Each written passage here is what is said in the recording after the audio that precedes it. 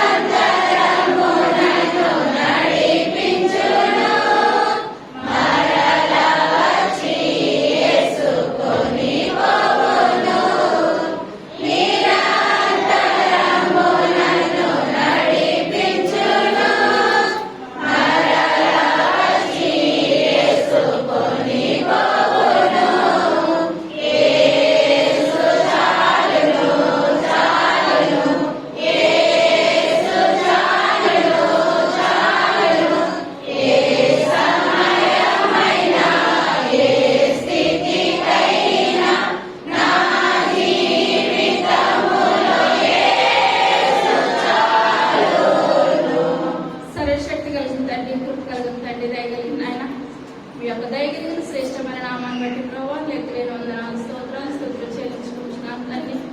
అయ్యా 2వ నెలలో మొట్టమొదటి ఆధ్వర్యంలో మేము ఉన్నాం ప్రభావ. అయ్యా నాయన ప్రతి ఒక్కరు నిజమైన దేవుడని బాబు సంఘానికి వచ్చిన విధానాన్ని బట్టి మీకు వందనాలు చెల్లించుకుంటున్నాం తండ్రి. అయ్యా మా సంఘం ఆయన ప్రార్థనలో వాక్యంలో ప్రతి విషయంలో ఆయన సంఘంలో వాడబడుచుంటుండగా ప్రభా. అయ్యా 1 రోజు 2 రోజులు కాదు కానీ ఆయన మా మరణ పర్యంతరము ప్రభావ మీకు దగ్గరగా చూపించే గొప్ప ధన్యతను దయచేయండి తండ్రి.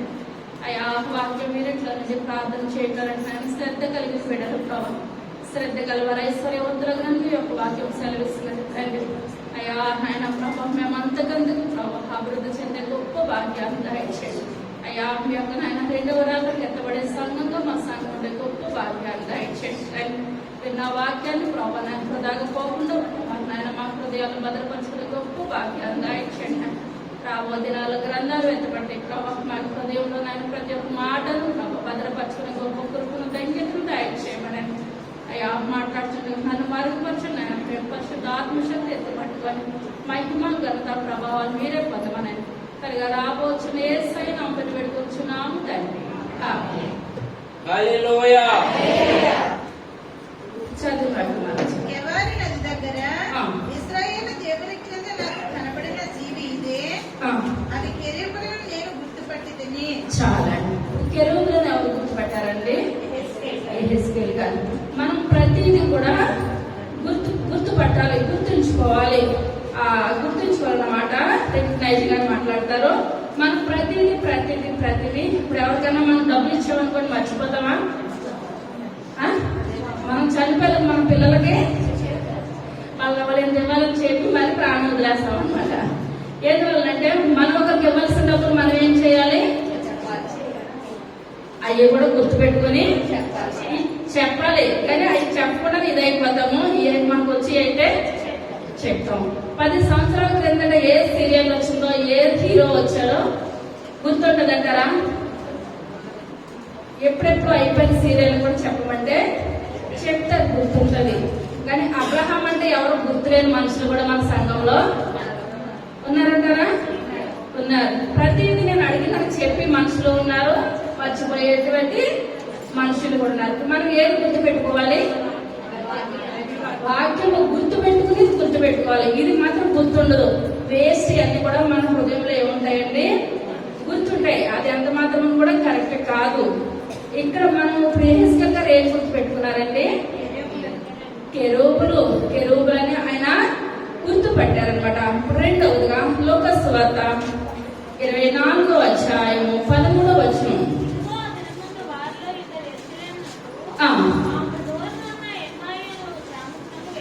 వెళ్ళొచ్చు.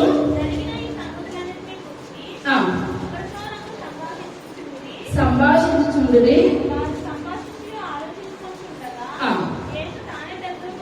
తానే దగ్గరకు వచ్చి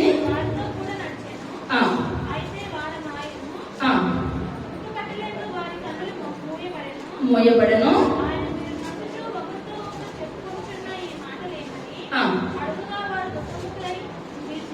నిలిచిరి. వాళ్ళు కేయిఫాను వాడు ఆ. యెరూషలేములో బస చేయుచుండి, ఆ, ఈ దినములలో అక్కడ జరిగిన సంగతులను నీవు ఒకడవే ఎరుగుదువా ఆ. అని ఆయనను అడిగాను. చాలా ఇక్కడ చూసుకున్నట్లయితే యేసయ్య ఈ యొక్క లోకంలోనికి వచ్చారు. వచ్చి ఎన్ని సంవత్సరాలు ఉన్నారండి?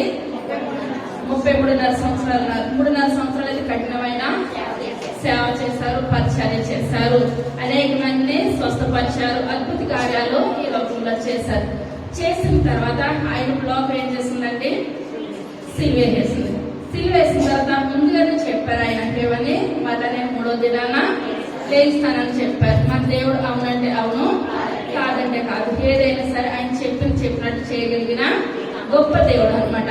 ఆయన దేవాలయాన్ని పడగొట్టు 3 దినాల్లో మళ్ళా కడతానంటే దాని అర్థం ఏంటండి? ఆయన తిరిగి 3వ దినాన లేవడం అనమాట. ఇక్కడ చూసుకున్నట్లయితే ఇదంతా కూడా గుర్తుపెట్టుకున్న తర్వాత 3వ దినాన యేసయ్య లేచారని అందరూ వెళ్ళారు. అందరూ వెళ్తుంటే ప్రతి ఒక్కరు కూడా అది చూడడానికి వెళ్తారు. మొట్టమొదటిగా వెళ్ళిన వారు ఎవరండి? మగ్దలేని మరియ. స్త్రీలే వెళ్ళారు. ప్రతి విషయంలోనూ కూడా స్త్రీలే ముందుకుంటారు అనమాట. ఇప్పుడు స్త్రీలు చూసిన తర్వాత ఆయన చూసిన కార్యాన్ని ఆయన శిష్యులకు వాళ్ళు వచ్చి చెప్పారు. శిష్యులకు వచ్చి చెప్పిన తర్వాత ఒక మాట అందరికీ కూడా ఏమని బయలుపరిచిందండి? యేసయ్య లేచారంట, యేసయ్య లేచారంట అందరికీ తెలిసింది. అందరికీ తెలిసినప్పుడు ఇప్పుడు ఎక్కడి నుంచి బయలుదేరారండి వీళ్ళు? ఎమ్మాయి గ్రామం నుంచి. యెరూషలేమునకు ఎమ్మాయి గ్రామము 12 కిలోమీటర్ల దూరం అనమాట. 12 కిలోమీటర్ల దూరం నుంచి ఒకరు రాసిన మనిషి ఎవరండి? క్లెయోపా. ఇంకొకరు మరొకరని ఉంది. మరొకరని ఉన్నది చరిత్రకారులు లూకా గారు అని మాట్లాడతారు. ఇప్పుడు ఎందువల్లంటే ఇప్పుడు లూకా గారు తన గురించి తను చెప్పుకోరు. కొంతమంది చాలా విషయాల్లో ఎవరు గొప్పవాళ్ళో చెప్పుకోరు అనమాట. ఆ ఎంత వాళ్ళు చెప్పుకుంటారు కానీ నాది ఎందుకులే అనుకుంటారు. అది చెయ్యలేని వాళ్ళు ఏం చేస్తారో గొప్పలే చెప్పుకుంటారు. కానీ ఇక్కడ క్లెయోపా వేరొక మనిషి ఎవరండి? లూకా గారు అనమాట. ఇప్పుడు వాళ్ళిద్దరూ కూడా కలిసి ఎక్కడికి వస్తున్నారు? ఎమ్మాయి గ్రామం నుంచి యెరూషలేముకి వస్తున్నారు. ఎందుకు వస్తున్నారు? యేసయ్యని చూడాలని వస్తున్నారు. చూడాలని వచ్చినప్పుడు అక్కడంతా కనుక్కున్నారు. ఆయన లేచారంట అని చూసిన వాళ్ళే చూసారు కానీ మిగిలిన వారు చూడలేదు. వీళ్ళిద్దరూ వచ్చారని యేసయ్యని చూసారంటారా? చూడలేదు. అది చూడకపోతే లెగిసారు అనుకున్నారు. ఆ మాటలు ఆలకించి మళ్ళీ వీళ్ళు ఎక్కడ ప్రయాణం వెళ్ళిపోతున్నారండి? మళ్ళీ అమ్మాయి గ్రామానికి వెళ్ళిపోతారు. వెళ్ళిపోతూ ఉండగా ఎందువల్లంటే ఆశీర్వాద ప్రాణాన్ని దేవుడు ఏం చేస్తాడండి? తృప్తిపరుస్తాడు. ఎందువల్లంటే వాళ్ళకి అక్కడ కనిపించలేదు కానీ మార్గంలో ఆయనని నిరూపించుకోవడానికి ఇప్పుడు యేసయ్య వాళ్ళ వెంట వెళ్తున్నారు కానీ వీళ్ళు యేసయ్య అని వాళ్ళు ఏం చేయలేదు, గుర్తుపట్టలేదు. మనం ఇప్పుడు ఏం చేయాలండి? ఇప్పుడు గెహెజ్కేల్ గారు కెరూబులను గుర్తుపట్టారా? గుర్తుపెట్టారు. మనం ఇప్పుడు యేసయ్య స్వరం మనతో మాట్లాడినప్పుడు ఆయన నిజమైన దేవుడని గుర్తుపట్టాలి. ఆయన మనం ఏం చేయాలండి? గుర్తుపట్టాలి. గుర్తుపట్టకపోతే మనం ఎందువల్ల కూడా ప్రయోజనం ఎంత మాత్రమో కూడా లేదు. ఇప్పుడు కొంతమంది ఉంటారు ఆ వృద్ధాప్యం వచ్చిన తర్వాత ప్రతిదీ కూడా మర్చిపోతారు. ఇప్పుడు తన పిల్లలే తన దగ్గరికి వచ్చి అమ్మ నేను ఎవరంటే ఏమో నాయన నాకు గుర్తు రావట్లేదు. ఎందువల్లంటే వాళ్ళు గుర్తుపట్టే స్థితిలో ఉండరు కనుక గుర్తుపట్టలేరు. ఇప్పుడు వీళ్ళిద్దరు కూడా యేసయ్యని చూడడానికి వెళ్తున్నారు కానీ ఇప్పుడు యేసయ్య వాళ్ళు కూడా వస్తున్నట్టు యేసయ్యని వాళ్ళకి ఏమాత్రం కూడా గుర్తుపట్టలేదు. వాళ్ళ కన్నులకు ఇప్పుడు ఏం కలిగిందండి?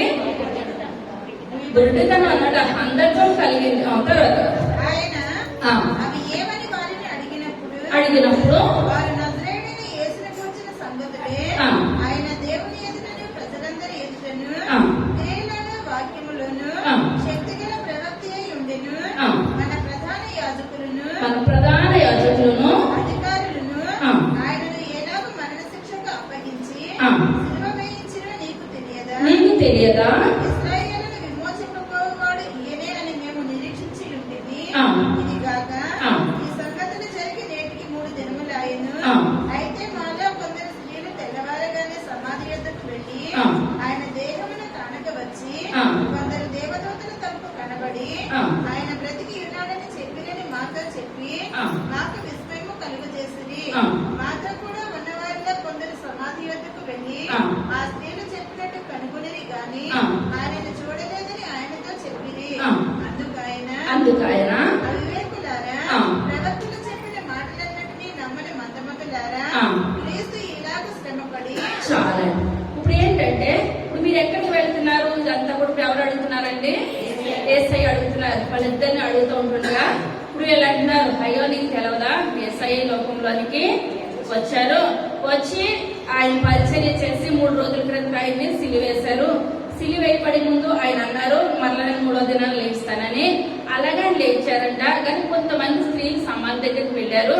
సమాధి దగ్గరికి వెళ్ళి ఆయన కనబడలేదని, దేవదూతలు వచ్చి ఆయన లేచి వెళ్ళిపోయారని, సమాధిలో ఎవరూ లేదని వీళ్ళందరూ కూడా చెప్తున్నారు అని. ఇప్పుడు ఎవరికి చెప్తున్నారండి? వీళ్ళిద్దరూను యేసయ్యకి చెప్తున్నారు. ఇప్పుడు మనం ఏదైనా అక్కడ కళ్ళెట్టి మనం చూడలేదు, చూడలేని విషయాన్ని మనకి ఎవరైనా చెప్పారనుకోండి, దాన్ని మనం ఏమంటాము?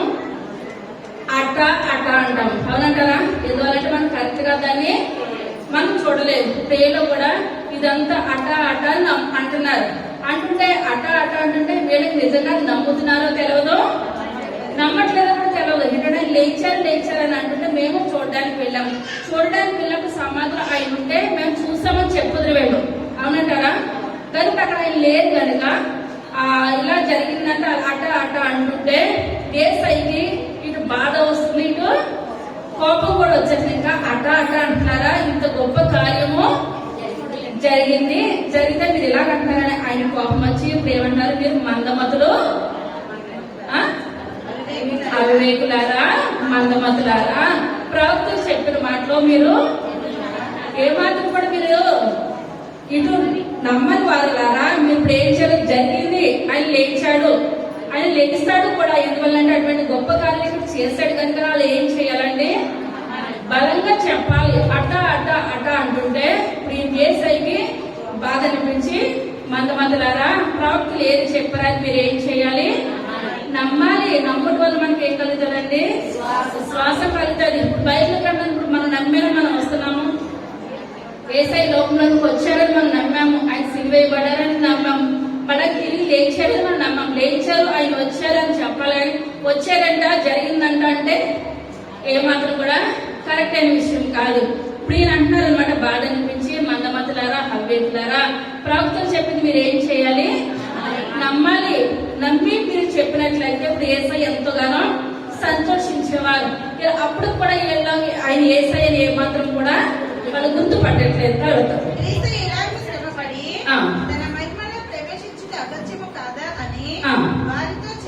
వారితో చెప్పి సమస్త ప్రవక్తలను మొదలుకొని లేఖనములన్నిటిలో తనను కూర్చున్న వచనముల భావం వారికి తెలిపెను.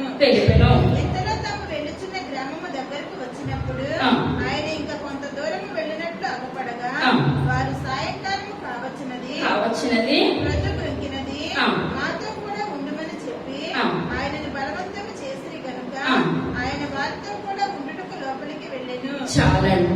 వీళ్ళు చీకటితో బయలుదేరి అక్కడ 12 కిలోమీటర్లు ఎరుషలేముకి వెళ్ళి అక్కడ జనాలందరినీ చూస్తున్నారు. ఇలా జరిగిందంటే అనుకుని మళ్ళీ 12 కిలోమీటర్లు ఇప్పుడు ఏం చేస్తున్నారండి? వీళ్ళు అన్న గ్రామంలోకి నడుచుకుంటూ వచ్చేస్తున్నారు. వచ్చేటడికి పొద్దుపోయింది అనమాట. పొద్దుపోయినప్పుడు ఈయన మధ్యలో ముగ్గురికి మాట కలిసింది కానీ వీళ్ళు ఏమన్నారు?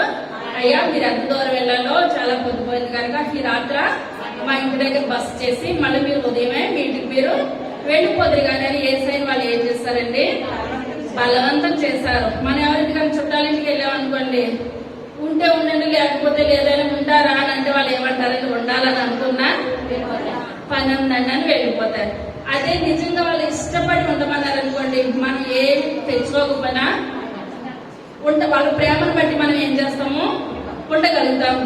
ఇప్పుడు ప్రతిలాడతారన్నమాట యేసయ్యని, అయ్యా పొద్దుపోయింది కదా మా ఇంటి దగ్గర ఉండండి అని అంటే వాళ్ళ ప్రేమను బట్టి ఇప్పుడు యేసయ్య ఏం చేస్తున్నాడండి?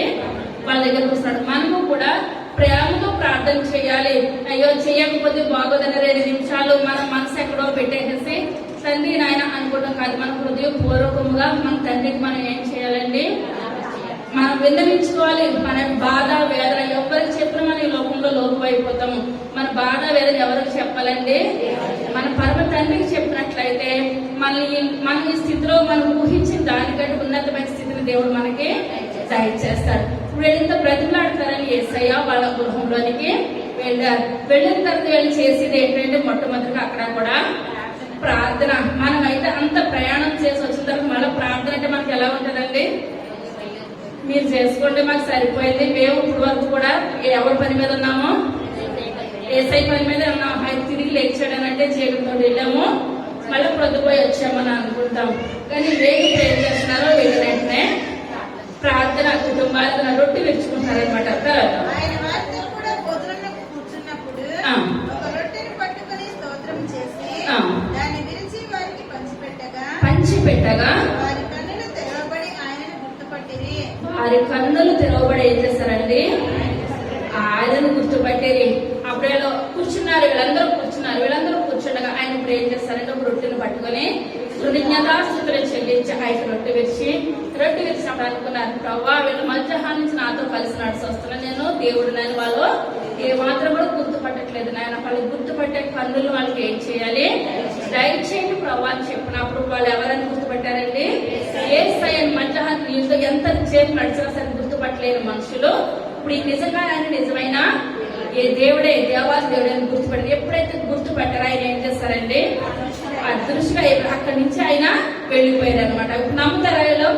అట్ట అంటారా లేకపోతే ఏమంటారా వీళ్ళు? ఆయన నిజంగా 3వ దినాన ఆయన లేచాడు. లేవడమే కాదు, ఆయన ఎవరితో వచ్చాడు? మాకు కూడా సరాసరి మా గృహంలోనికే వచ్చాడు. ఇప్పుడు నమ్మారు కనుక ఇప్పుడు వాళ్ళు ఏం చేయగలుగుతున్నారండి? నిజమైన దేవుడిని చెప్పగలుగుతున్నారు. తర్వాత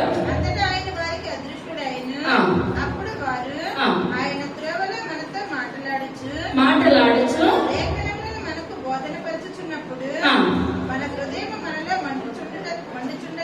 మండుచుండలేదా అని ఒకరితో ఒకడు చెప్పుకున్నది. ఆ గడియలోనే వారు లేచి యెరూషలేమునకు తిరిగి వెళ్ళగా మొదలు పండగలు శిష్యులను వారితో కూడా ఉన్నవారిలో కూడి వచ్చి ప్రభువు నిజముగా లేచి సీమోనుకు కనబడినని చెప్పుకొనుచుండిరి. వారిని విని త్రోవలో జరిగిన సంగతులను ఆయన రొట్టె విరుచుట వల్ల తమకు ఎలాగో తెలియబడెను అది తెలియజేసిరి. చాలా ఇప్పుడు ఎప్పుడైతే రొట్టె విరుచుటప్పుడు దాదాపు ఒక 7 ఎంత అవుతుంది, కంచెక్కడ పడింది కనుక 7 టైం అవ్వచ్చు. ఇప్పుడు 7 టైం అయినప్పుడు ఎప్పుడైతే అదృష్టుడు అయిపోయాడో ఇప్పుడు వీళ్ళకి ఏం కలుగుతుందంటే వాళ్ళిద్దరు కూడా ప్లేయబాయికి లోక గారికి నమ్మకం కలిగి మనం అయితే ఏం చేస్తాం? అక్కడే కూర్చుండిపోయి అయ్యో ఇది నిజంగా దేవుడు అని అనుకుంటే 3 గంటల నుంచి మనకున్న అవసరాలన్నీ ఒకవేళ అడిగేవాళ్ళం చేసేవాళ్ళం ఏదో మనలో మనం అనుకుంటాం. కానీ అక్కడ కూర్చుండిపోతాం అనమాట. కొంతమంది ఆశ అయితే ఉంటుంది, ఎంతో ప్రార్థన చేయాలని అనుకుంటారు. కానీ ఆ ప్రార్థన టయానికి ఏదో ఆటంకం రకరకాలుగా సాతాను ఏం చేస్తుందండి? శోధిస్తూ ఉంటుంది. ఆత్మశక్తిమే కానీ శరీరం బలహీనం అయిపోతుంది. ఇప్పుడు ఉదయం నుంచి నడిచిన బిడ్డలు ఎప్పుడైతే దేవుడు అదృష్టుడు అయిపోయాడో మళ్ళా వాళ్ళకి ఆ గృహంలో కూర్చోవాలని అనిపిస్తలేదు, ఎక్కడ ఉండాలని అనిపిస్తుందండి? యెరూషలేము. మళ్ళా వాళ్ళు 12 కిలోమీటర్లు మనమే నడవగలుగుతామంటారా? నడవలేము. వీళ్ళు అనుకున్నారు మనం ఏదైనా సరే ప్రార్థన చేసిన బైబిల్ చదువును మనం ఎలా చదవాలండి? కష్టంగా చదవాలి. కష్టంగా చదివితే మన దగ్గర బైబిల్ పట్టుకుంటే ముందుకు పడతాం, వెనక్కి పడతాం, నిద్రే వచ్చేస్తుంది. ప్రార్థన అంటే భయంకరమైన నిద్ర వచ్చేస్తుంది. అదే మనం కన్నీటి ప్రార్థన చేసి దేవునితో ముఖాముఖ అనుభవం నాకు కావాలి ప్రభు, నాతో మాట్లాడండి ప్రభు అని మనం ప్రార్థన చేసినట్లయితే దుష్టుడు ఏమాత్రం కూడా మన దరిదాపుకు రాడు. మనము ఈ లోకంలో చూస్తున్నట్లయితే పాటలు పాడతారు చాలా మంది. పాటలు పాడే వాళ్ళకి దురాత్మ వస్తుంది అంటండి. ఆ పాటలు పాడినందుకు కూర్చుండిపోతారు. వాక్యాలు చెప్తారు, పెద్ద ప్రసంగాలు చెప్తారు కూర్చుండిపోతారు. ప్రసంగాలు చెప్పే వాళ్ళ దగ్గర కూడా దురాత్మ ఎక్కువ వెలుబడి చేస్తుంది. ప్రార్థన చేసే వాళ్ళ దగ్గర అంటే దురాత్మ రావడానికి ఏం చేస్తారంటే దురాత్మ భయపడతాడు అనమాట. ఏ రూపంలో వచ్చినా వాళ్ళకి తెలిసిపోతుంది కనుక ప్రార్థన ఎక్కువ చేసే వాళ్ళ దగ్గరికి దుష్టుడు ఏమాత్రం కూడా రావడం. ఎవరెవరి దగ్గరకు వస్తాడండి? పాటలు పాడే వాళ్ళ దగ్గరికి, వాక్యం చదివే రకరకాల దగ్గరికి వస్తాడు. కానీ ప్రార్థన అనుభవం ఉన్న వాళ్ళ దగ్గరికి దుష్టుడు రావడానికి భయపడతాడు. ఎక్కువ మనం దేవుడితో ఎక్కువ సంభాషణ చేస్తాం, ఎక్కువ సంబంధం ఉంటుందని అందుకే ఎక్కువసేపు ప్రార్థన చేస్తే కొంతమందికి నిద్ర ఆమె నన్నలో ప్లేగిస్తారనమాట. కూర్చున్న నుంచి నిద్రే. అటువంటి అనుభవం మనలో ఉంటే సైతంతో సంభాషణ అక్కడ నుంచి ఏది కూడా లేదు. ఇప్పుడు వీళ్ళు ఎప్పుడైతే దేవుడితో సహవాసం చేశారో, ఆయన రొట్టె విచ్చినప్పుడు ఆయన చూశారో మళ్ళీ వీళ్ళు అనుకున్నారు వెనక్కి మళ్ళీ మనం ఎక్కడికి వెళ్ళాలి? యెరూషలేముకి వెళ్ళిపోవాలి. ఇంకా ఉదయం నుంచి నడిచాను కదా, నాకు కాళ్ళు లాగుతున్నాయి, చేతులు లాగుతున్నాయి, పోతే రేపు వెళ్దామని అనుకోలేదు. మళ్ళీ వీళ్ళు బయలుదేరి యెరూషలేముకి వెళ్ళిపోయి సరాసరి ఎవరితో సహవాసం చేయాలనుకున్నారండి? శిష్యులతో సహవాసం చేయాలనుకున్నారు. ఇక్కడ యెరూషలేం దగ్గరికి వచ్చేసి అక్కడ 11 మంది శిష్యుల దగ్గర ఉంటే అక్కడికి వచ్చేసి వీళ్ళు అంటున్నారు, యేసయ్యని చూడాలని మేము అనుకున్నాం, ఇక్కడికి వచ్చాము, కనబడక వెళ్ళిపోతుంటే ఆయన మార్గం మధ్యలో అటాట అంటారా అనట్లేదు. యేసయ్య మా కూడానే వచ్చారు, ఈ అమ్మాయి మా ఇంటి వరకు కూడా వచ్చారు, రాత్రికి బస చేయమని అంటే మా ఇంట్లో కొంచెం రొట్టె విరుస్తున్నారు. ఆ రొట్టె విరుస్తున్న మా యొక్క హృదయాలు మాకు కళ్ళు తెరవబడి, ఎప్పుడైతే తెరవబడియో ఆయన అదృశ్యుడు అయిపోయాడు. ఏడు చివరి వరకు కూడా మళ్ళీ పక్కకు వచ్చినట్టు ఉందంటారు బైబిల్ గ్రంథంలో, పక్కకి రాలేదు. ఎప్పుడైతే యేసయ్యని చూసారో, యేసయ్యని హత్తుకున్నారో, మనం గట్టిగా హత్తుకోవాలి. బలంగా మనం ప్రార్థనలో కూర్చున్నట్లయితే ప్రతి విషయం దేవుడికి మనం ఏం చేయాలంటే మన భారం అంతా కూడా యేసయ్య మీద వెయ్యాలి, అంతే, అంతకు మించి ఏది లేదు. ఒక ఆవిడ అంటండి అక్కడ గంప ఎత్తుకొని బరువు జాగ్రత్తలేదు అమ్ముకునే స్త్రీ అంటండి వెళ్తుందంట. అక్కడ వెళ్తుంటే ఒక కార్లో వెళ్ళి ఆయన చూస్తాడంట, అయ్యో ఈ ముసలావిడ వెళ్ళిపోతా ఉంది కదా, మంచి ఎండని వెళ్తుంది, ఎలా వెళ్తుంది కదా అని ఆ యొక్క కారు ఎక్కించుకుందాం, ఎక్కడ డ్రాప్ చేయమని డ్రాప్ చేద్దాం, నేను ఖాళీగానే వెళ్తాను కదా అని కారు ఆపి అన్నాడంట. అమ్మ కారు ఎక్కువ ఎక్కడ వెళ్ళాలి, నేను ఏం చేస్తాను, తీస్తాను, డ్రాప్ చేస్తానని చెప్పినప్పుడు ఇప్పుడు ఎక్కిందంట. ఎక్కితే ఈ మామూలుగా తీసుకొని వెళ్ళిపోతున్నారు. ఆ దిగి ముందు అన్నాడంట, ఈ అమ్మ కారులో ఎలాగుంది, కాళ్ళు నడుతుంది ఎలాగుంది, నీకు ఎలాగుంది అన్నాడంటే అక్కడ కూడా గంప నెత్తి మీద ఉందయ్యా, ఇక్కడ కూడా నీకు బరువు ఎందుకని గంప ఎక్కడ ఎత్తుకుందండి, ఇవిడి నెత్తి మీద, కారులో కూడా ఎక్కడ ఎత్తుకుంది, నెత్తి మీద, ఇక్కడ అక్కడ మోతే, నాకు ఇక్కడ మోతే. మన దేవుని సన్నిధానికి వచ్చి సైతాన్తో పట్టుకొస్తే మన బాధలు ఇంకా మనము మోస్తానే ఉంటాము. వాహనం ఎక్కిన మనిషి నెత్తి మీద పెట్టుకోవాల్సిన అవసరం ఉందంటారా? మన భారాన్ని ఏం చేయాలి, పెంచాలి. మన భారం అంతా యెహోవా మీద మోయాలి. యెహోవా మీద పెట్టినట్లయితే మనకి ఏం కలుగుతుందండి, తేలిక అయిపోద్ది అనమాట. మన జీవితం అంతా కూడా ప్రతిది కష్టము, ప్రతి బాధ, వేదన ఎవరికి చెప్పుకోవద్దు. మన పరమ తండ్రికి చెప్పుకున్నట్లయితే మళ్ళీ ఉన్నతమైన స్థానంలో పెట్టేది ఎవరండి, మన దేవుడే. ఇప్పుడు కారు రూపంలో దేవుడు వాహనాన్ని పంపించినప్పుడు ఆవిడ ఏం చేయాలి, పక్కన పెట్టాలి. ఇప్పుడు దేవుడు వేడితో కలిసి వచ్చాడు. ఒక్కొక్కసారి మనుషుల రూపంలో వస్తాడు, ఒక్కొక్కసారి ఆయనే వచ్చి మనకు కావాల్సిన సహాయం మనకు చేస్తానని చెప్పినప్పుడు మనం ఏం చేయాలి, దాన్ని సద్వినియోగం చేసుకోవాలి. కానీ ఇక్కడ శిష్యులు ఎప్పుడైతే చూసారో అక్కడ క్లేఫా గారు, లోకా గారు కూడా శిష్యులతో కలిసి వాళ్ళ జీవిత పర్యంతరం కూడా వాళ్ళు ఏం చేస్తారండి, దేవుని కొరకు వాడబడ్డారు, దేవుని సన్నిధిలో జీవించారు. మనము కూడా చిరకాలం కూడా మనం ఏం చేయాలంటే దేవుని ఏమాత్రం కూడా వదిలిపెట్టే విధానం మనకి ఎంత మాత్రం కూడా ఉండదు. యెషయా గ్రంథము 6వ అధ్యాయము మొట్టమొదటి వచనం.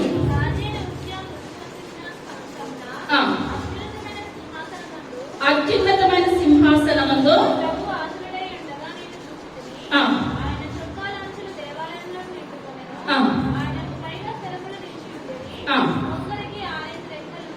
రెక్కలుండేను,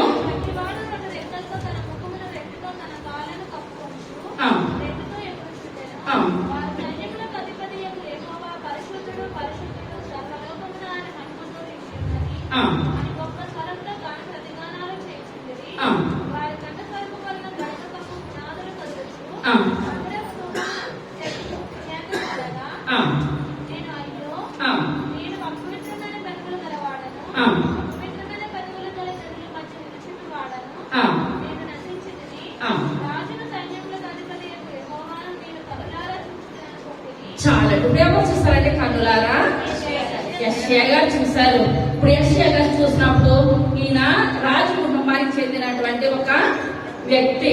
ఆ ఆస్తి విషయంలో ప్రతి విషయంలోనే ఈయన గొప్పవారు అనమాట. ఆ గొప్ప కుటుంబంలో ఉన్న ఆయన అప్పుడు ఎవరిని చూసారండి, యేసయ్యని చూశారు. యేసయ్య ఆ సింహాసనం మీద కూర్చొని ఉండట చూశారు. ఆయన ముందు ఎవరున్నారండి, దూతలు, దేవదూతలు గాన ప్రతిగానాలు చేస్తున్నారు. గాన ప్రతిగానాలు చేసి యేసయ్య పరిశుద్ధులు పరిశుద్ధులు పరిశుద్ధులు అని అంటుండగా ఈయన కూడా మాట్లాడుతున్నారు. కానీ ఈయన మాట్లాడుతున్న మాట ఎవరికి వెళ్ళట్లేదండి, దేవుని దగ్గరికి వెళ్ళట్లేదు.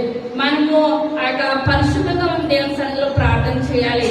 పరిశుద్ధంగా చేయకపోతే మన ప్రార్థన ఈ లోకంలోనే ఉండిపోతుంది. సాతాను ఏం చేస్తాడంటే దేవునికి మనకి మధ్యలో అడ్డుగోడను పెట్టేస్తాడనమాట. మనకి దేవునికి మధ్యన అడ్డుగోడ ఎవరు కూడా ఉండడానికి ఇది లేదు. ఇప్పుడు ఈయన అంటున్నారు, నేను అపవిత్రమైన అయినా స్తుతి చేస్తున్నారు. ఆ స్తుతి ఆరాధన ఎక్కడికి వెళ్ళట్లేదండి, దేవుని చెంతకి వెళ్ళట్లేదు.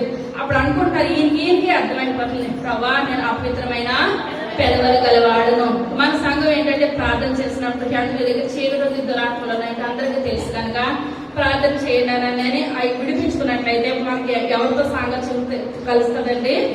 దేవునికి. మనకి ఆ సాతాను మనలో ఉన్నంతసేపు కూడా మనం ప్రార్థన చేసినా ఒకటే, చేయకపోయినా ఒకటే. ఒక్కొక్కరు ప్రార్థనకు వచ్చిన కానీ ఒకటే ఆవలింతలో నిద్ర. మనలో ఏముందండి? సాతాను ఉన్నాడనమాట. మాట ఏమాత్రం కూడా విననప్పుడు. ఇక్కడ చూసుకున్నట్లయితే ఇప్పుడు ఈయన అంటున్నారు హెర్షియా భక్తుడు ఇప్పుడు ఏమంటారు? ఐక్యసయ్యా నేను అపవిత్రమైన పెదవుల గలవాడు. అప్పుడు ఆ శరాపులలో ఒకడు దాని బలిపీఠం నుండి కారుతో తీసిన నూనెను చేత పట్టుకొని నా ఎదుటకు ఎగిరి వచ్చి నా నోటికి దాన్ని తగిలించి ఇది నీ పెదవులకు తగిలిన గనుక నీ పాపమునకు ప్రాయశ్చిత్తమాయెను, నీ దోషము తొలగిపోయెను అనెను. అప్పుడు నేను ఎవరిని పంపెదను? మా నిమిత్తము ఎవడి పోవునని ప్రభువు సెలవీయగా వింటిని. చాలా. ఇప్పుడు దేవుని యొక్క దూత ఎప్పుడైతే వచ్చి ఇప్పుడు ఎవరిని కాల్చిందండి? యెషయా పెదవులు కాల్చింది. యెషయా పెదవులు కాల్చింది. ఆ పెదవులు స్తుతిస్తుండగా ఆ స్తుతి ఎవరి దగ్గరికి వెళ్తుంది? దేవుని దగ్గర వెళ్తుంది. మనం తెల్లారితే అబద్ధాలు, బూతులు రకరకాలుగా మాట్లాడిన పెదవులతోటి ఆదివారం పొద్దుగా దేవుని మందిరానికి వచ్చేసి స్తుతిస్తుంటే సరిపోద్దంటారా? ఏమాత్రం కూడా సరిపోదు. మనం ఏం చేయాలని తల్లిని సరిగ్గాలు కూడా మనం ఎవరి రక్తంలో కడగబడాలి? యేసయ్య యొక్క రక్తంలో కడగబడాలి. సరి అయిన విధానంలో మనం ఉన్నట్లయితే మన ప్రార్థన ఎక్కడికి వెళ్తుంది? దేవుని సన్నిధానానికి వెళ్తుంది. ఇప్పుడు ఇక్కడ దేవుని యొక్క దూత వచ్చి ఏం చేస్తుంది? యెషయా గారి పెదవుల్ని కాల్చేసింది. ఎప్పుడైతే పెదవులను కాల్చిందో అప్పుడే ప్రవచిస్తున్నారు అనమాట. అప్పటి వరకు ప్రవచనం రాలేదు యెషయా భక్తునికి.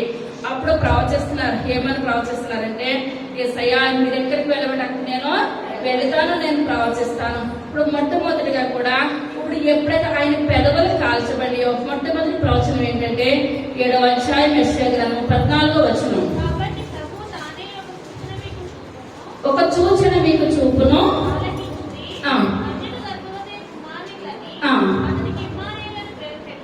చాలా. ఇప్పుడు ఈయన ఎప్పుడైతే ఆయన పెదవులకి పెదవులు కాల్చబడియో ఆయన ప్రవచనాలు చెప్పడం మొదలు పెట్టినప్పుడు దేవునితో సహవాసం చేశాడు. ఇప్పుడు ప్రవచనాలు అనగా దర్శనాలు అనగా ఆశమాష ఆయన పని అంత మాత్రం కూడా కాదు. ఈ లోకంలో మన తెలివితేటలు బట్టి మనం ఏం చేయొచ్చండి? సంపాదించుకోవచ్చు. ఇప్పుడు చదువు అంటారా? మనం చిన్నప్పటి నుంచి కూడా ఆ దేవుని ఇచ్చిన జ్ఞానాన్ని బట్టి మనం సంపాదించుకోవచ్చు. తెలివి ఇప్పుడు ఈ యొక్క తలాంతులు ఎవరు ఇవ్వాలండి? దేవుడు ఇవ్వాలి. దేవుని ద్వారానే సాధ్యం తప్పించి ఎవరి ద్వారా కూడా డబ్బు పెట్టి కొనడానికి వచ్చేది తలాంతులు ఎంత మాత్రం కూడా కానే కాదు. ఇప్పుడు ఈయన నేను రాజకుటుంబానికి చెందిన వ్యక్తి కదా, నాకు అన్ని ఉన్నాయి కదా, నా పెదవులు కాల్చొద్దు అనుకుంటే ఇదంతా రాయగలుగుతాడు ఈయన? ఏమాత్రం కూడా కాదు. ఈ లోకానుసారమైన చూడలేదు ఆయన. ప్రభా నా పెదవులు కాల్చమని చెప్పినప్పుడు దేవుని యొక్క దూత ఎప్పుడైతే కాల్ చేసిందో అప్పుడు ప్రవచిస్తూ మొదలు పెట్టినాడు. ఆ మొట్టమొదటి ప్రవచనం ఏంటంటే కన్యక ఏం చేస్తుందండి? గర్భవతి. కన్యక గర్భవతి కుమారుని కంటది. ఇప్పుడు ఎవరైనా నమ్మగలుగుతారా కన్యక గర్భవతి అవడం అంటేనే? నమ్మవలసిన పని కాదు. కానీ ఈయన ఇప్పుడు ఏం చేశారు? పెదవులు కాల్చబడక ముందు ఏమైనా ప్రవచనాలు రాశారన్నారు ఈయన? ఏమాత్రం కూడా రాయలేదు. పెదవులు ఎప్పుడైతే కాల్చబడినాయో కన్యక గర్భవతి అయి కుమారుని కంటదని రాశారు. రెండో ప్రవచనం ఏంటంటే అదే యెషయా గ్రంథము 9వ అధ్యాయం 6వ వచనం. మనకు కుమారుడు అనుగ్రహింపబడిను, ఆయన భుజం మీద రాజ్యభారం ఉండును, ఆశ్చర్యకరుడు, ఆలోచనకర్త, బలవంతుడైన దేవుడు, నీచుడకు తండ్రి, సమాధానకర్తయు అధిపతి అని అతనికి పేరు పెట్టబడును. చాలా. రెండో ప్రవచనం ఏం రాశారండి?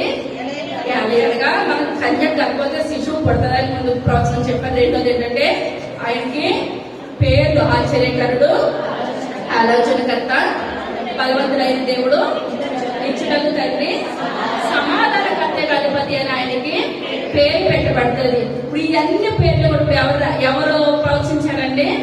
యెషయా భక్తుడు. మూడో ప్రవచనం ఏంటంటే అదే యెషయా గ్రంథము 53వ అధ్యాయము 5వ వచనం.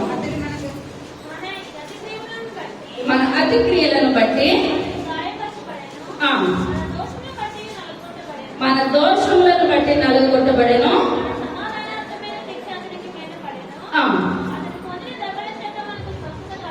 స్వస్థత కలుగును.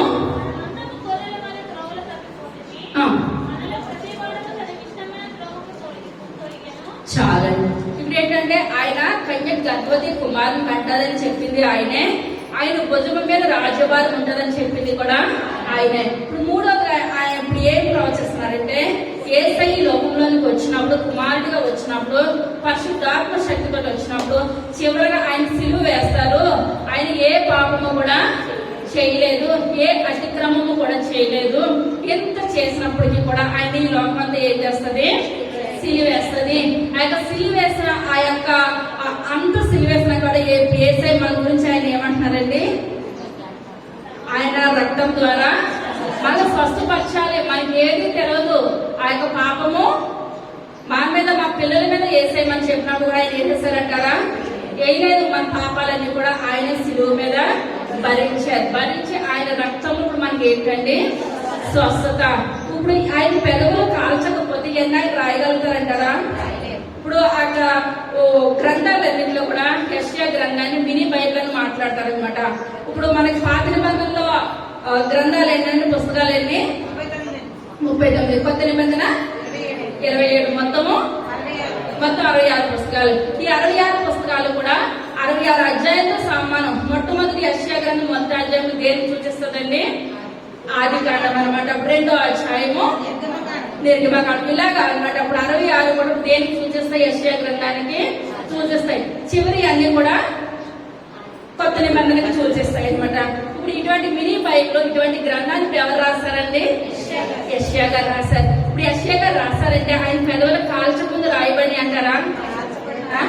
పెదవుల కాల్చారు. ఇప్పుడు ఇది ప్రతిదీ గుర్తుపెట్టుకున్నారంటారా? ఇప్పుడు మొట్టమొదటి యెషయా గారు గుర్తుపెట్టుకున్నారు. తర్వాతగా మొట్టమొదటిగా యెహెజ్కేలు గారు గుర్తుపెట్టుకున్నారు. తర్వాతగా యెషయా గారు అనమాట. యెషయా గారు గుర్తుపెట్టుకున్నారు. క్లెయోపా, లోకా గారు కూడా గుర్తుపెట్టుకున్నారు. మనమేం గుర్తుపెట్టుకుంటున్నాం? సీరియల్లా, సినిమాలా? ఏం గుర్తుపెట్టుకోవాలంటే వాక్యం మనం ఏం చేయాలి? మన హృదయంలో గుర్తు పెట్టుకోవాలన్నమాట. అది ఎరుసలేము అనగా ఇప్పుడు ఎక్కడికి వెళ్ళారండి వాళ్ళు ప్రయాణం చేసి? ఎరుసలేము అనగా అర్థం ఏంటండి? సమాధానం అనమాట. ఎరుసలేము అనగా సమాధానము. ఇప్పుడు వీళ్ళు ఎక్కడికి వెళ్ళారు? సమాధానముగా ప్రదేశానికి వెళ్ళారు. మన దేవుని సన్నిధిలో ఏమున్నది? సమాధానం ఉన్నదన్నమాట. అది ఆశ్చర్యకరుడు, ఆలోచనకర్త, బలవంతుడైన దేవుడు నిచ్చుడగుతండి. సమాధానానికి ఇప్పుడు మన దేవుడు ఏంటండి? అధిపతి. మనకి శాంతి కావాలి, సమాధానం కావాలి, మన జీవితం నెమ్మది కావాలని మనం ఎక్కడికి వస్తున్నామో? దేవుడి యొక్క సన్నిధానానికి దగ్గరకు వస్తున్నాం అనమాట. మనం ఇక్కడికి వచ్చిన మనలో మనకి ఏం కావాలి? సమాధానం కావాలి, నెమ్మది కావాలి. అనగా మనలో ఏ పాపం ఉన్నా మన పాపాన్ని తీసివేసి మనం ఏం చేయాలని సరి చేసుకోవాలి. యెషయా గారి పెదవులు కాల్చిపడినప్పుడు సరి చేసుకున్నారంటారా? బాబు నా పెదవులు కాలిపోతున్నాయి, ఈ ప్రవచనాన్ని రాయగలుగుతారైనా? ఏ మాత్రం కూడా రాయలేరు. మనం ఏం చేయాలి? మన దగ్గర ఏ లోటుపాటు ఉన్నదో మన అంతరంగానికి తెలుసు, మన మనసుకు తెలుసు. అది మనం ఏం చేసుకోవాలి? ఈ లోకంలో సరి చేసుకుంటేనే మనం ఒక్కొక్క మెట్టు ఎక్కగలుగుతాం. కానీ సరి చేసుకోవాలన్నంతసేపు కూడా మనం ఏం చేస్తామండి? దిగజాడు మెట్టులాగా ఒక్కొక్క మెట్టు దిగిపోతాం. మనం దిగిపోయి బిడ్డలుగా ఉన్నామా? ఎక్కే బిడ్డలుగా ఉన్నామా? ఎక్కే బిడ్డగా ఉన్నాం. ఇప్పుడు రక్తస్రావం కలిగిన ఒక స్త్రీ గురించి మనం చెప్పుకున్నాం చాలా సార్లు. ఇప్పుడు ఆమె ఏం చేసిందండి? యేసయ్య యొక్క వస్త్రపు చెంగుని ముట్టుకుంది. మత్తయి సువార్త 14వ అధ్యాయం 34వ వచనం.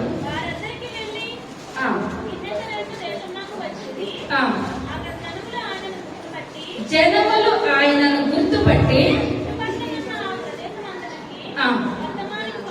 వర్తమానము పంపి రోగులందరినీ ఆయన యుద్ధకు తెప్పించి వస్త్రపు చెంగు మాత్రము ముట్టనిమ్మని ఆయనను వేడుకొని ఇప్పుడు ఏం చేశారంటే ముట్టున్న వాళ్ళందరికీ స్వస్థత కలిగింది. మేము ఒక్కటే ముట్టుకుంది, ఇంకా ముట్టుకున్నారా? ముట్టుకున్న వల్ల కొంతమందికి వచ్చింది, అందరికి వచ్చిందా స్వస్థత? అందరికీ కూడా వచ్చింది. ఎందువల్లంటే మన దేవుడి పక్షపాతము లేని దేవుడు ఎందువల్ల ఎక్కువగా ఈ గురించి చెప్పుకుంటారు కనుక రక్తస్రావం కలిగిన స్త్రీ ముట్టుకుంది స్వస్థపడింది, ముట్టుకుంది స్వస్థపడింది. ఇప్పుడు ఈయన గిన్నెస్ సరస్సు తీరమనికి వచ్చినప్పుడు అక్కడ అందరూ కూడా యేసయ్య అక్కడ ఉండడం చూసి ఒకరికొకరు చెప్తున్నారు, యేసయ్య అక్కడికి వచ్చారు, అక్కడ ఉన్నారు, యేసయ్య అక్కడికి వచ్చారు, అక్కడ ఉన్నారని చెప్పినప్పుడు ఒకరు గుంపులు యేసయ్య ఎక్కడుంటే అక్కడికి వచ్చేసారు అనమాట. వచ్చేసినప్పుడు జన సమూహాలందరూ కూడా అక్కడికి వచ్చేసినప్పుడు అనారోగ్యంతో ఉన్న వాళ్ళు, ఇరుకులో ఉన్న వాళ్ళు, ఇబ్బందుల్లో ఉన్న వాళ్ళు ప్రతి ఒక్కరు కూడా అనుకున్నారు ఆయన వస్త్రపు చెంగును ఒకసారి మనము ముట్టుకుంటే సరిపోతుంది, ఆయన వస్త్రపు చెంగును ఒకసారి మనము ముట్టుకుంటే సరిపోద్దని. ఆయన ముట్టుకున్న వాళ్ళందరూ ఇప్పుడు దేవుడు ఏం చేస్తాడండి, స్వస్థతనిచ్చాడు. ప్రతి ఒక్కరు కూడా స్వస్థత కలిగి ఎక్కడికి వెళ్ళారు, వాళ్ళ ఇంటికి వెళ్ళారు అనమాట. ఇప్పుడు ఎందువల్లంటే ఆ యూదులు వేసిన వస్త్రాల్లో ఆ వస్త్రపు ఆయన చెంగులో 4 వైపులా కూడా నీలి రంగు దారాలతో కట్టబడి ఉంటదంటే ఏముంటది, నీలి రంగు దారాలు. ఆ దారాలు ఏం చేస్తాయి, వాళ్ళకి వేలాట్లో ఉంటాయి అనమాట, నీలం రంగు దారాలు. అప్పుడు యేసయ్య ఈ లోకంలోనికి యోధా వంశంలో యూదులు గాని ఈ లోకంలోనికి వచ్చారు. ఇప్పుడు శాస్త్రులు వేసుకునే వస్త్రాలు, ఆ యొక్క యూదులు వేసుకునే వస్త్రాలు ఎలా ఉంటాయండి, ఆ దారాలు నీలం రంగుతో ఉంటాయి. కొంతమంది అయితే నేను ఇంకా గొప్పవాడిని అనేసి ఇంకా పెద్ద ఆ నీలం రంగు దారాలతో వాళ్ళ యూదులు వేసుకునే వస్త్రాలు. ఇప్పుడు ఆ వస్త్ర దారాన్ని బట్టి వాళ్ళ యూదులని మనకు నిర్ధారణ అవుతుంది అనమాట. ఆ విధంగా యేసయ్య కూడా ఈ లోకంలో వస్త్రాలు వేసుకున్నప్పుడు ఆ యొక్క నీలం రంగుని ఆ దారాలతో ఉన్న వస్త్రాలు ఆయన ఏం చేసేవారండి, ఆయన వేసుకునేవారు. ఆయన వేసుకున్నప్పుడు ఎప్పుడైతే ఆ యొక్క ఆ థ్రెడ్ అనమాట ఆ దారాన్ని కలుగుతుందో వాళ్ళకి ఏం కలుగుతుంది, స్వస్థత అనమాట. వెంటనే స్వస్థత వచ్చేసింది. ఇప్పుడు యెహెజ్కేలు గ్రంథం తీయొద్దు కానీ యెహెజ్కేలు గ్రంథంలో మొదటి అధ్యాయంలో ఉంటది. యెహెజ్కేలు గారు యేసయ్యని సింహాసనం మీద కూర్చోవడం చూస్తున్నారు. అత్యున్న సింహాసనం మీద ఆయన కూర్చున్నప్పుడు ఆయన సింహాసనం ఏ రంగు అండి, నీలం రంగు అనమాట. ఆ యొక్క నీలం రంగు అనగా దానికి అర్థం ఏంటంటే యేసయ్య కూర్చున్న సింహాసనము నీలం రంగు అనమాట. యేసయ్య అందరికీ ఉన్నతమైన వాడు. నీలం అనగా ఏంటండి, యేసయ్య అందరికంటే ఉన్నతమైన వాడు. యేసయ్య మిమ్మల్ని మించిన వారు భూమి మీద ఎవరు కూడా లేరు. ఏంటంటే యేసయ్య మించిన వారు భూమి మీద ఎవరైనా ఉన్నారా, ఎవరు కూడా లేరు. యేసయ్య మించిన వారు ఈ లోకంలో ఎవరు కూడా లేరు. దానికి గుర్తుగా యేసయ్య ఆ దారాలు ఎలా ఉంటాయండి, నీలం రంగుతో ఉంటాయి అనమాట. ఎప్పుడైతే ఆ యొక్క నీలం రంగుని ఇలా ముట్టుకుంటారో వాళ్ళకి ఏం కలుగుతుందండి, స్వస్థత కలగకపోవడం అన్నది ఈ లోకంలో ఎంత మాత్రం కూడా లేదు. మనం ఏం చేయాలంటే ప్రతిదీ కూడా విశ్వాసం ఉంచాలి. ఒక్కొక్కసారి మనం ఈ లోకంలోకి వచ్చినప్పుడు ప్రార్థన చేస్తాం, ఒకసారి మనకు వెంటనే కార్యం జరిగిపోతుంది. ఒక్కొక్కసారి ప్రార్థన చేసిన దేవుడు ఏం చేస్తాడండి, ఆలస్యం చేస్తాడు. ఇప్పుడు వీళ్ళందరూ కూడా గిన్నెస్ సరస్సు తీరంలో యేసయ్య వచ్చాడని ముట్టుకున్నారు, వెంటనే వాళ్ళకి స్వస్థత కలిగింది. ఇప్పుడు లాజరు కూడా చనిపోయాడు. ఇప్పుడు ఎన్ని రోజులు లేపబడ్డాడు, 4 దినాలు కూడా సమాధిలోనే ఉన్నారు. స్వస్థత వెంటనే వచ్చిందంటారా, స్వస్థత వెంటనే కూడా రాలేదు. వెంటనే రాలేనప్పుడు మన లోకంలో ఉన్న మనం ఏమైపోతామండి, బాధ అనిపిస్తుంది. అప్పుడు అనుకుంటాం మనం పొందిన మేలులన్నీ కూడా మర్చిపోతాం. దేవుడు నాకు ఏం చేస్తాడు, అన్యాయం చేస్తాడు, ఏమీ చేయలేదు, అన్యాయం చేస్తాడు. ఎవరు ఎక్కువ అంటున్నారు బైబిల్లో, నయోమి అంటుంది అనమాట. నయోమి ఏమంటుంది, దేవుడు నాకు అన్యాయం చేస్తాడు. దేవుడికి అన్యాయం చేస్తున్నా, దేవుడికి ఇంకా అన్యాయం చేస్తాడా. ఇప్పుడు అందరూ అక్కడ ఉన్నారు. బెత్లెహేము అనగా అర్థం ఏంటంటే రొట్టెల ప్రాంతంలో దేవుడు వెళ్ళిపోమని చెప్పడాన్ని ఈమె తప్పు నిర్ణయం తీసుకొని బెత్లెహేము నుంచి ఎక్కడికి వెళ్ళిపోయింది, మోయాబు అన్య ప్రాంతానికి వెళ్ళిపోయి దేవుడు నాకు అన్యాయం చేస్తాడు. మనం దేవుడు మందిరానికి రాము, దేవుడు స్తుతించము, దేవుడిని ఆరాధించము. వచ్చినా ఏదో వచ్చాము, వెళ్ళాము. కానీ మనం చేసేది కరెక్ట్ ఉండదు. దేవుడు మనకి ఏం చేయలేదంటామో, న్యాయం చేయలేదు, అన్యాయం చేస్తాడు అంటాం. ఇశ్రాయేలు ప్రజలు కూడా ఆ యొక్క మోషే ద్వారా దేవుడు గొప్ప అద్భుత కార్యాలు జరిగించి ఐగుప్తు నుంచి కానాన్ని నడిపించి తీసుకొని వస్తూ ఉంటుండగా నిర్మాకాండము 32వ అధ్యాయము మొట్టమొదటి వచనం. మోషే కొండ దిగున తమను చేరిన ప్రజలు చూసినప్పుడు ఆ ప్రజలు అహరోను వద్దకు కూడి వచ్చి లెమ్ము మా ముందర నడుచుకుని ఒక దేవతను మా కొరకు చేయుము, ఐగుప్తులో నుండి మమ్మల్ని రప్పించిన ఆ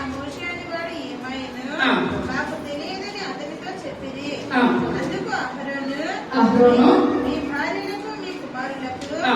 మీ కుమార్తెలకు చెవులనున్న బంగారు పోగులను తీసి ఆ. నా ఎదుగు తెమ్మని వారితో చెప్పగా ప్రజలందరూ తమ చెవులనున్న బంగారు పోగులను తీసి ఆ. అహరోను వద్దకు తెచ్చిరి. తెచ్చిరి. అతడు వారి యొద్ద వాటిని తీసుకొని ఆ. పోగలతో రూపమును ఏర్పరచి ఆ. దానిని కోత కోసిన దూడగా చేసెను. ఆ. అప్పుడు వారు, ఓ ఇశ్రాయేలు, ఆ. ఐగుప్తు దేశంలో నుండి నిన్ను రప్పించిన నీ దేవుడు ఇదే అనిరి. ఆ. అహరోను అది చూచి, ఇప్పుడు ఏమంటున్నారండి? ఐగుప్తు నుంచి నిన్ను రప్పించిన నీ దేవుడు ఇదే. దేవుడు ఎవరంటే ఇప్పుడు వీళ్ళు రప్పించింది? దూడ రప్పించింది అంటున్నారు. ఆ? ఇప్పుడు అక్కడ ఎర్ర సముద్రాన్ని పాయగా చేయడం ఇవన్నీ కూడా ఐగుప్తులో చేసిన కార్యాలన్నీ కూడా వాళ్ళు ఏం చేస్తారండి? మర్చిపోయారు. మనకి ఎవరైనా గ్లాసు చన్నీళ్ళు ఇచ్చినట్లయితే మన మరణ పర్యంతం కూడా వాళ్ళకి ఏం చేయాలి? అయితే మేలు చేయాలి. మనం చేసిన విధానం లేదా మనం గుర్తుంచుకోవాలి. అంతవరకే తప్పించి మేలుకు ప్రతికేడు మనం ఏమాత్రం కూడా చేయడానికి ఇది లేదు. కానీ ఇక్కడ దేవాది దేవుడు ఐగుప్తు నుంచి వీళ్ళని రప్పిస్తున్నాడు. రప్పిస్తుంటుండగా బండాన్ని కొట్టగా వాళ్ళకి ఏం కలిగిందండి?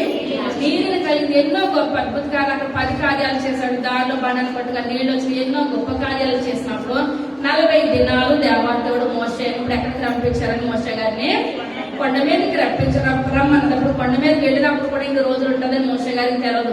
ఏసై రమ్మన్నారైతే వెళ్ళారు. అలాగలగా 40 రోజులు అయిపోయింది. మనము కూడా ఒకసారి ప్రార్థన చేసినప్పుడు ఇష్టంతో మనం ప్రార్థన చేసుకుంటే అప్పుడే కళ్ళు మూసినట్టు అవుతుంది. చూస్తే 2-3 గంటలు పైన అయిపోతుంది. ఎందువల్ల దేవుడితో మన ఇష్టంగా సహవాసం చేస్తే అది కష్టం అనిపించదు. మనకి ఇష్టం లేకుండా మోకరించే 5 నిమిషాలు కూడా కాళ్ళు ముందుకెడతాము వెనకెడతాము. ఆ 5 నిమిషాలు కూడా చాలా కష్టంగా వెళ్ళిపోద్ది అనమాట. ఇప్పుడు మోషే గారు దేవుని సన్నిధానంలో కూర్చున్న 40 దినాలు 40 రాత్రులు 40 పగలు 4 నిమిషాల కింద అయిపోయింది. వాళ్ళకి అయిపోయినప్పుడు కింద ఉన్న వాళ్ళు మోషేకి మన దగ్గరికి రాడు. మాకు ఏదైనా ఎందువల్లంటే మనం అనుకుంటాము మనం ఎవరితో స్నేహం చేస్తాము, మన స్నేహితులు బట్టి మన యొక్క సహవాసాన్ని బట్టి మన యొక్క జీవితం తెలిసిపోద్ది. మీ స్నేహితులు ఎవరు స్నేహితులు బట్టి మీ యొక్క చరిత్ర చెప్పేస్తూ ఉంటారు. ఇక్కడ చూసినట్లయితే వీళ్ళు ఐగుప్తులో జీవించారు.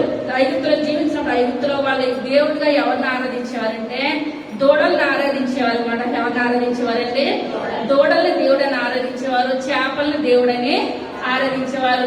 వాళ్ళ వృత్తి ఏంటి? నైలు నది ఎక్కువ, దాని వలన వాళ్ళు బ్రతికేవారు అనమాట చేపలను బట్టి. అయితే నైలు నదిని దేవుడని వాళ్ళు ఏం చేసేవారు?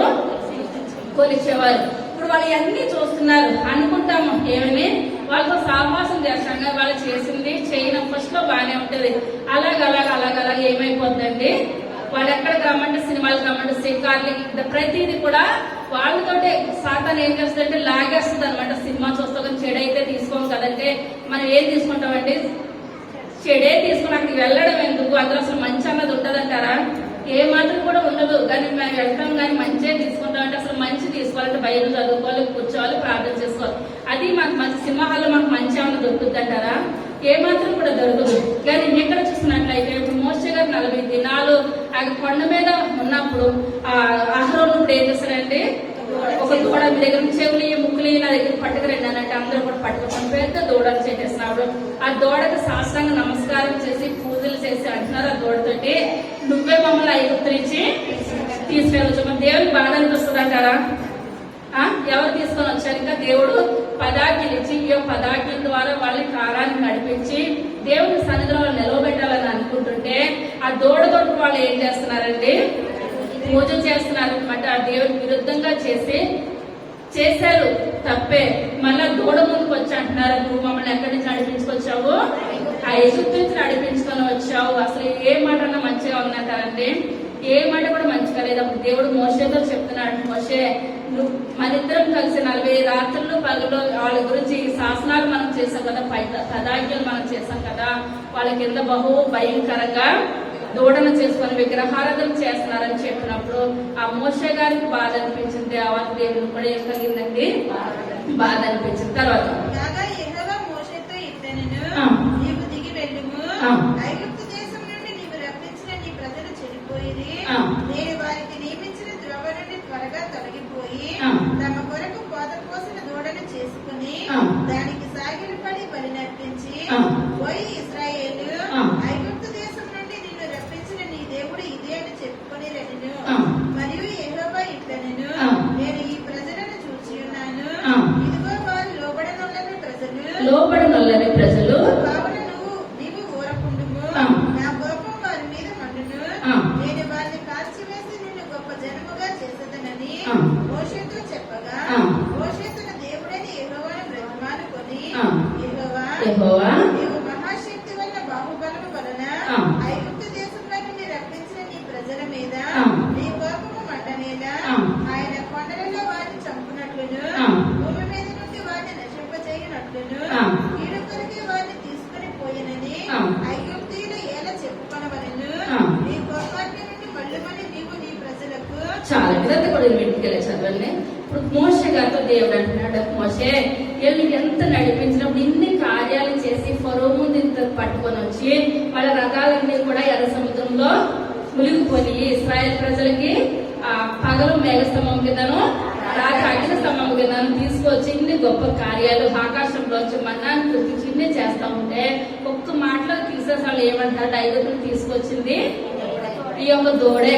ఆ ఒక్క మాట చాలా ఆయన బాధ అనిపించి మోషే గారితో అంటున్నాడు దేవుడు, మోషే ఈ ప్రజలందరినీ కూడా నేను చంపేస్తాను, నిన్ను నీ భార్యని నీ పిల్లల్ని నేను ఏం చేస్తాను, బ్రతికిస్తాను, నీ కాడించి మళ్ళా తరము మొదలవుతుంది, నిన్నే ఉన్నతమైన స్థానంలో పెట్టిన తర్వాత నీ పిల్లలు ఆశీర్వదించబడతారు మోషే అని చెప్తే, ఇప్పుడు వేరే ఒకరైతే సరే ప్రభా అని అనొచ్చు, కానీ మోషే అన్నారు, ప్రభా నీ కోపము చల్లారినవయ్యా, అలా ఏమాత్రం కూడా వద్దయ్యా, ఒక్క అవకాశం ఇవ్వండి, వాళ్ళు ఏం చేస్తారు, వాళ్ళు మారుతారు. ఇదే మాట మోషే గారు చెప్పినప్పుడు అది దేవుడు తేజస్సుని తన కోపాన్ని చల్లార్చుకున్నాడు. ఇంత దేవుణ్ణి అయ్యా నీ కోపం చల్లార్చుకున్న మోషే గారికి ఎందుకు వద్దంటే పలకలు ఏం చేస్తారండి ఆయన పాడేసేస్తారు. ఎందువల్లంటే వాళ్ళంతా విసిగించేస్తున్నారు అనమాట. కానీ మనకు ఒక్కొక్కసారి వస్తుంది, కోపం వస్తుంది, విసుగుదల వస్తుంది, మనం తట్టుకోలేనటువంటి పరిస్థితులు వచ్చేస్తా ఉంటాయి. కానీ అటువంటిప్పుడు మనం ఏం చేయాలని బహుబలముగా ప్రార్థన చేయాలి. ఇప్పుడు షోలమిత్ దగ్గరికి వచ్చినట్లయితే షోలమిత్ అంటది తన అందరూ కూడా నల్లని దానం అన్నది అసలు నీ ప్రియుని యొక్క గొప్ప విశేషం. ఇప్పుడు మనకి ఇబ్బందులు వచ్చేస్తాయి, హబ్బులు వచ్చి ఇంటి మీదకి వచ్చేస్తాయి, ఇరుకులు వచ్చేస్తాయి, ఇబ్బందులు వచ్చేస్తాయి. అటువంటి సమయంలో ఎవరైనా దేవుడి బిడ్డలు వచ్చి అమ్మ ప్రైజ్లాడమ్మా నీ దేవుడి గురించి ఒక సాక్ష్యం చెప్పంటే ఏమంటాము, ఏ దేవుడు ఏం లోకము, అప్పులలో వచ్చి ఇంటి మీద పడిపోతున్నారు అంటామా, లేదా గొప్ప దేవుడు అంటామా? గొప్ప దేవుడు అంటేనే మనకి ఏంటండి గొప్ప సాక్ష్యం. కానీ ఆ సమయంలో మన నోరు సాతాను అంటారు, అయిపోయింది లేదు, ఇది నీ దేవుడి పని అయిపోయింది, నీ పని అయిపోయింది. ఇశ్రాయేలు ప్రజలు అంటున్నారు కదా, ఆ దూడే మమ్మల్ని తీసుకొచ్చి, కానీ యేసయ్య ఏమాత్రం కూడా మమ్మల్ని తీసుకొని నోరుదేవి జంతువు తీసుకొని వచ్చిందని అంటున్నారు. కానీ యేసయ్య గురించి ఒక్క మాట కూడా చెప్పట్లేదు. కానీ సోలం మీద అంటుంది, నా ప్రియుడి గురించి అసలు నేను చెప్పలేను. అదే పరమ గీతాలు 5వ అధ్యాయం 10వ వచనం, నా ప్రియుడు ధవళవర్ణుడు రత్నవర్ణుడు,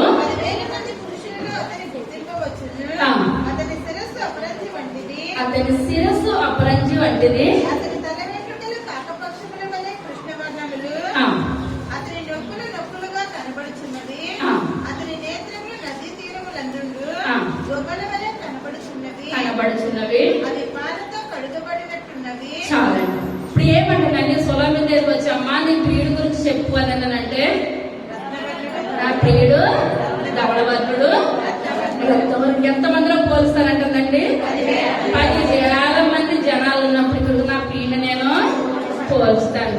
ఇప్పుడు మనము వాక్యం ఇప్పుడు నేను చెప్తున్నాను, వారం వస్తున్నారు వింటారు, బైబిల్ పట్టుకుని కిందకి వెళ్ళి అమ్మ నీ దేవుడి గురించి ఒక మాట చెప్పంటే అయిపోయి నాకు సిగ్గేసేస్తుందంటే ఏమన్నా మంచిగా ఉంటది అంటారా? నీ ఇప్పుడు దాకా విన్నావు కదమ్మా, నీ దేవుడి గురించి ఒక మాట చెప్పు అని చెప్తానని పైకి చేతులు పైకెత్తండి. మనం ఏం చేయాలండి, మన ప్రియుడి గురించి చెప్పాలి. ఇప్పుడు సోలం చెప్తుంది. ఇప్పుడు మనందరం కూడా మనం ఏం చేయాలి, నాకు ప్రియుడు ధవళవర్ణుడు రత్నవర్ణుడు ఎంత మందిలో పెట్టినా సరే మన దేవుడు మనం ఏం చేయాలంటే పోల్చుకుంటాం. చాలా మంది మనం చూస్తున్నట్లయితే అన్ని ఫోటోల మధ్య యేసయ్యని కూడా పెట్టేస్తారు. మన మనసు ఒప్పుకుంటుందా? మాకు అందరూ సమానంగా రాలనుకోవచ్చు, మనం అనుకుంటామా?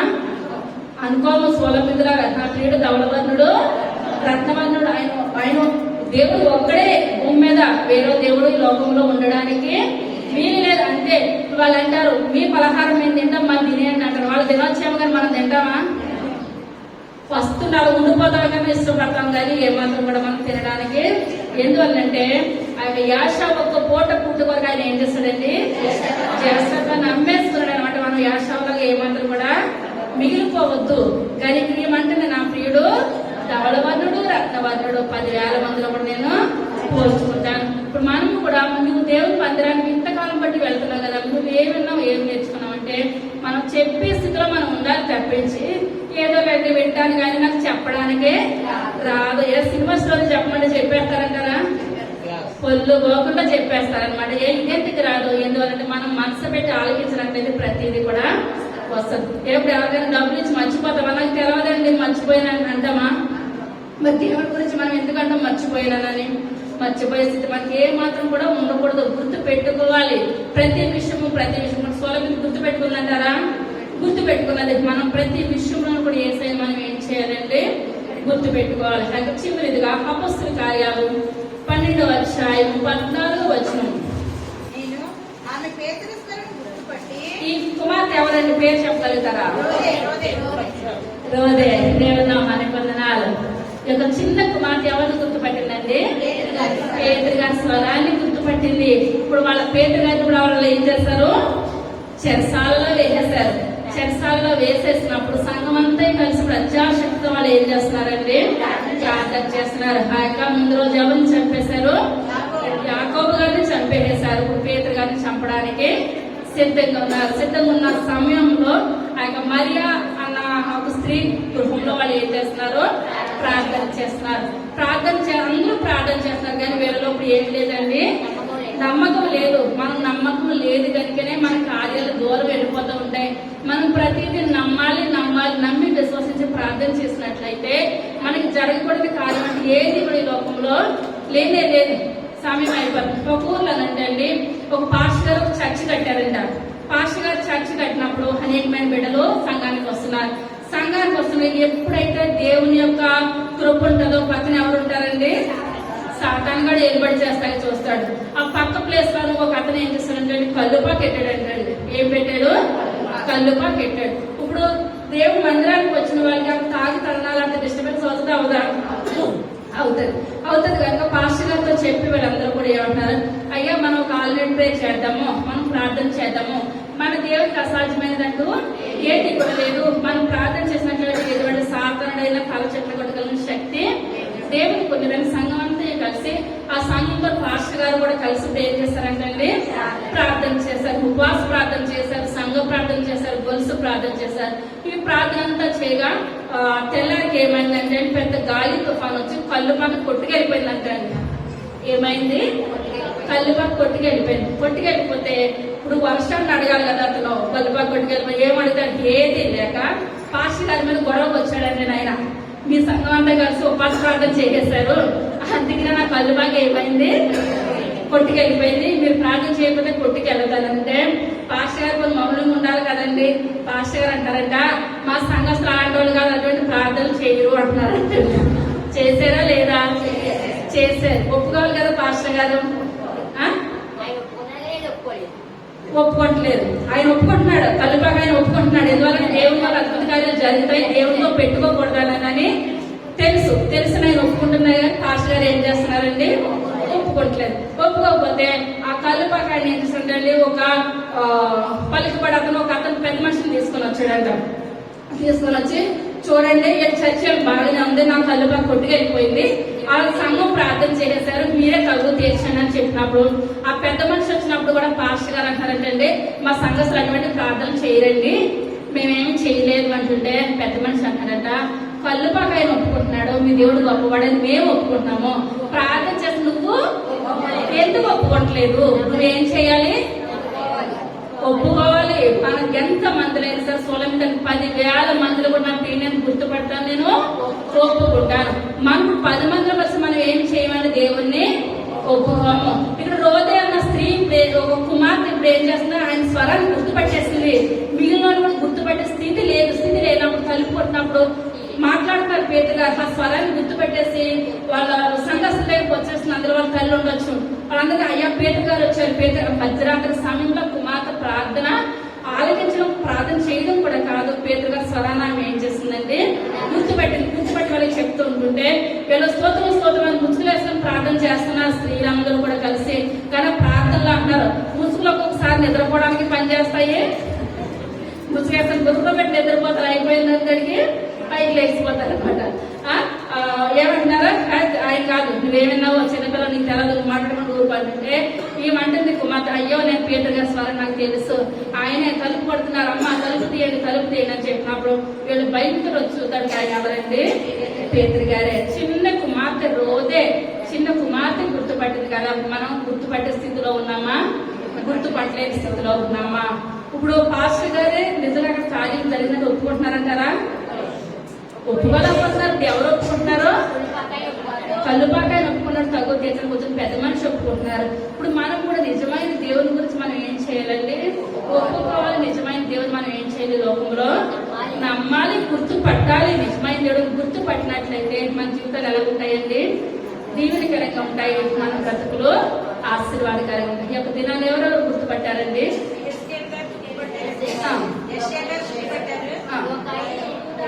లోకంగా గుర్తుపట్టారండి. గుర్తుపట్టింది పేతురు గారి స్వరాన్ని.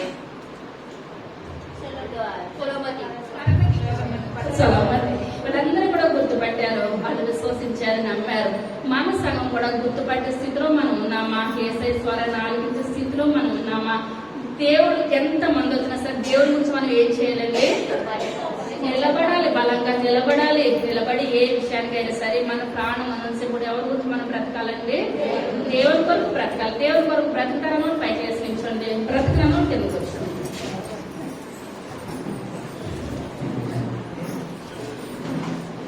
సర్వశక్తి కలిగిందండి, కృప కలిగిందండి, దయ కలిగిన నాయన మీ యొక్క దయ కలిగిన శ్రేష్టమైన నామాన్ని బట్టి ప్రభావం లెక్కలేని వందనాలు స్తోత్రాలు చెల్లించుకుంటున్నాను తండ్రి. అయ్యా ఈ యొక్క దినాన్ని ప్రభావం నాయన మిమ్మల్ని గుర్తుపట్టిన వాళ్ళ గురించి నాయన బాబు భాగ్యం చెప్పుచుండగా నాయన బాబు మీరు విన్నారు నాయన, మీరు ఆలోచించిన విధానం బట్టి మీరు వందనాలు నాయన, మీరు మాట్లాడిన విధానాన్ని బట్టి మీకు వందనాలు చెల్లించుకుంటున్నాను తండ్రి. మా సంఘం అంతే మిమ్మల్ని గుర్తుపట్టే కృపను మాకు దయచేయమని అడుగుతున్నాను తండ్రి. అయ్యా ఈ లోకంలోనే మేము గుర్తుపట్టాలి ప్రభావ. అయ్యా మేము సాక్షిగా మేము నిలబడాలి తండ్రి. అయ్యా నాయన పరమగీతలు సోలమితి ప్రభా ఆయన నా ప్రియుడు ధవళ వర్ణుడు రక్తవర్ణుడు, కానీ వేల మంది పురుషులలో కూడా నేను పోల్చుకుంటూ నేను మాట్లాడుతున్నాను.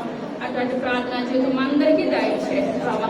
అయ్యా మేము నాయన ప్రభు విని వదిలేసిన వారంగా కాకుండా ప్రభా అయ్యా మీ మాటలు నాయన బిగ్గరగా చెప్పే గొప్ప భాగ్యాన్ని దయచేయండి. అయ్యా వినటి వాళ్ళ విశ్వాసం కలుగుతాను మీరు మాట్లాడుతున్నారు తండ్రి. అవి నా మాటలు లోకానుసారమైన మాటలు కాదు ప్రభా, మీ యొక్క మాటలు వినగలిగే శక్తి నాయన పిల్లలందరికీ దయచేసిన విధానాన్ని బట్టి మీకు వందనాలు ప్రభు. అయ్యా మర్చిపోవద్దు నాయన, జీవితకాలం మా హృదయాల్లో భద్రపరుచుకునే గొప్ప భాగ్యాన్ని దయచేయండి నాయన. దీవించండి ప్రభు, ఆశీర్వదించండి తండ్రి. ఇంకా జరగబోతున్న కార్యక్రమం అంతటా కూడా నాయన మీరే మాట్లాడి మహిమ ఘనత ప్రభావాలు పొందమని త్వరగా రాబోచ్చు యేసయ్య నామమున పెట్టుకుంటున్నాము తండ్రి.